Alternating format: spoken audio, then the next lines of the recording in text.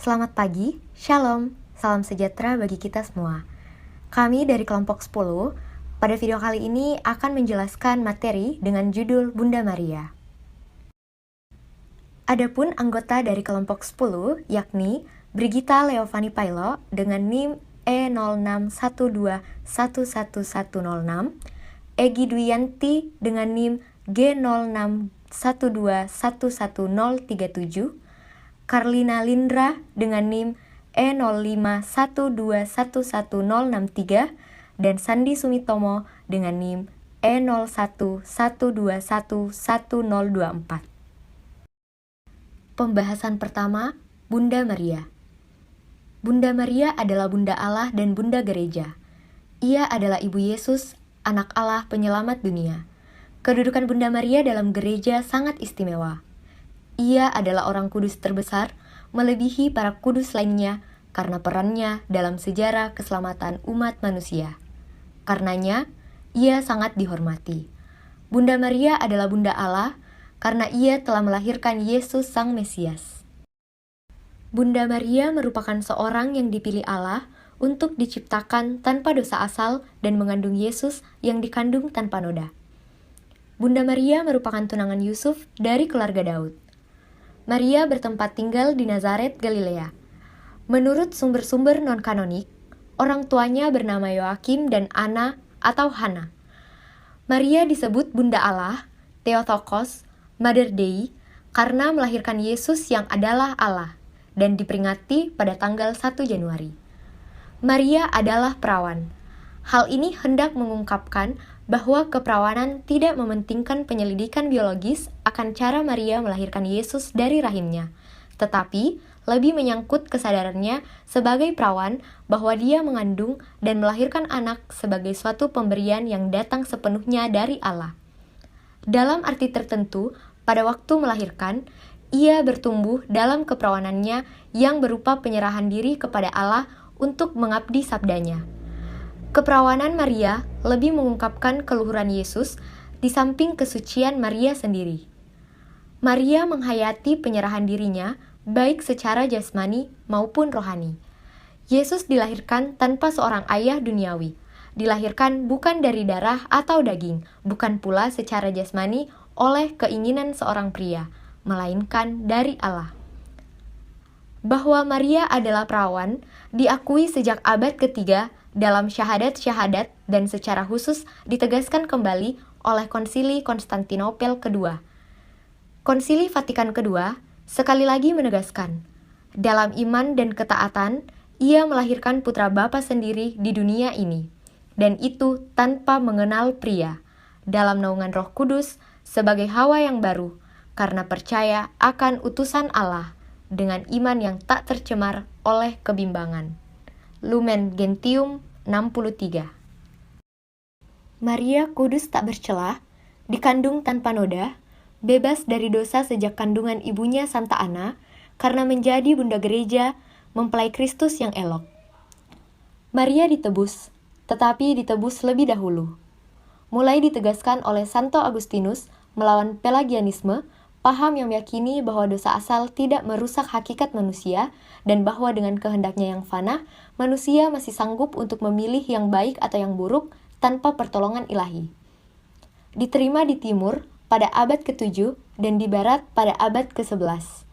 Diperingati tanggal 8 Desember, diresmikan oleh Paus Pius ke-9 pada 8 Desember 1854.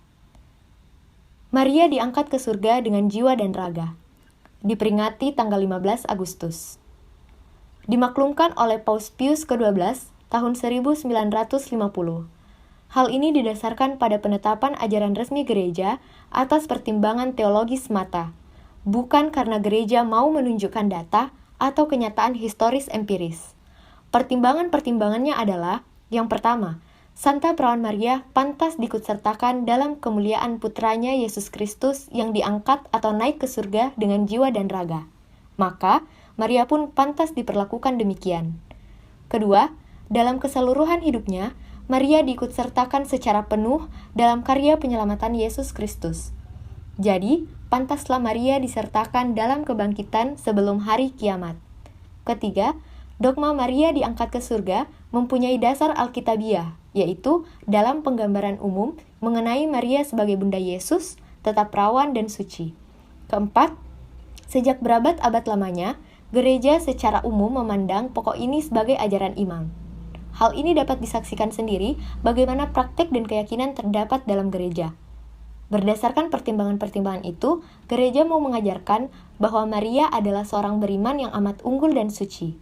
Ini terbukti dalam keseluruhan hidupnya yang hanya untuk kerajaan Allah dan putranya sendiri. Ia telah mencapai kemuliaan dan kebahagiaan menyeluruh sebagai penggenapan Allah atas janjinya. Keyakinan itu dirumuskan dengan diangkat dengan jiwa dan raga. Maria ditetapkan sebagai tanda pengharapan akan keselamatan eskatologi bagi orang beriman bersiara di dunia ini. Maka Allah meluhurkan Maria karena Allah telah melimpahkan rahmat-Nya kepada Maria, dan Maria pun menanggapi rahmat itu dengan segenap hatinya. Keyakinan iman akan keluhuran Maria ini semakin meneguhkan keyakinan umat beriman dalam melambungkan doa agar berkenan menganugerahkan iman kepada gereja seperti kepada Maria, supaya gereja bertekad buat bersatu dengan Bapa dalam Roh Kudus melalui Yesus Kristus. Keistimewaan Bunda Maria. Yang pertama, Maria merupakan sarana berkat istimewa dari Allah untuk kita. Ia merupakan pilihan Allah, namun menjadi opsi bagi kita semua. Melaluinya, Tuhan kita Yesus Kristus dikandung dan dilahirkan ke dunia untuk menyelamatkan kita semua. Ia bukan mengandung anak dari seorang manusia lain, melainkan dari Roh Kudus sendiri. 2. Melalui misteri inkarnasi, Maria dipersatukan dengan erat kepada Yesus Kristus melalui Roh Kudus. Apa yang kita berikan kepada Maria akan langsung tersalurkan kepada Kristus. Begitupun sebaliknya. Ia dapat menyalurkan langsung berkat yang diperoleh dari Kristus untuk kita. 3. Allah memilih Bunda Maria untuk menjadi Ibu Tuhan karena ia dipersiapkan secara khusus, sehingga sejak dari dalam kandungan ia tidak berbuat dosa. Ia tetap perawan oleh rahmat dan perlindungan Allah. Ia terlindungi dari segala noda dosa. Ia hidup tanpa celah. Yang keempat, Maria merupakan sarana berkat kita untuk bertumbuh dalam kekudusan. Menjadi kudus akan membuat kita menjadi serupa dengan Allah, sehingga berkat-Nya akan lebih mudah untuk kita dapatkan. Oleh karena itu, persatuan kita dalam karya dengan berdevosi pada Maria akan mendekatkan kita lebih lagi menjadi serupa dengan Allah. Adapun pesta-pesta liturgis yang berhubungan dengan Maria meliputi yang pertama, Santa Perawan Bunda Allah. Yang kedua, kanak-kanak Yesus dipersembahkan di Bait Allah. Yang ketiga, Bunda Maria di Lourdes. Yang keempat, kabar sukacita kepada Maria. Yang kelima, Maria mengunjungi Elizabeth. Yang keenam, Hari Maria tak bernoda. Yang ketujuh, Bunda Maria di Gunung Karmel. Yang kedelapan, pemberkatan Gereja Basilik Santa Maria. Yang kesembilan, Bunda Maria diangkat ke surga. Yang kesepuluh, Maria Ratu. Yang kesebelas, kelahiran Santa Perawan Maria. Yang kedua-belas, Maria berduka cita. Yang ke-13, Maria Ratu Rosario. Yang ke-14, Maria dipersembahkan di Bait Allah. Dan yang ke-15, Maria terkandung tanpa noda. Selanjutnya, devosi kepada Bunda Maria. Berdevosi kepada Bunda Maria adalah pembaktian diri atau menghayati cara hidup Maria sebagai perwujudan cinta kasih kita kepadanya. Berbagai cara untuk berdevosi kepada Bunda Maria, yaitu berdoa rosario, mencontoh Bunda Maria, memohon bantuan pengantaraan doa Maria, puja-puji kepada Bunda Maria. Melalui pengantaran doa tersebut, kita memohon kepada Bunda Maria untuk menyampaikan doa-doa kita kepada putranya yang terkasih. Karena tidak ada satupun permintaan bundanya yang akan ditolak olehnya. Peran Maria dalam rencana keselamatan bersifat tetap. Ia tidak hanya berperan dalam kedatangan pertamanya sebagai Yesus Kristus, tetapi juga kedatangannya setiap hari secara rohani, bahkan sampai akhir zaman. Sekian pemaparan materi tentang Bunda Maria dari kelompok kami. Kurang dan lebihnya mohon dimaafkan.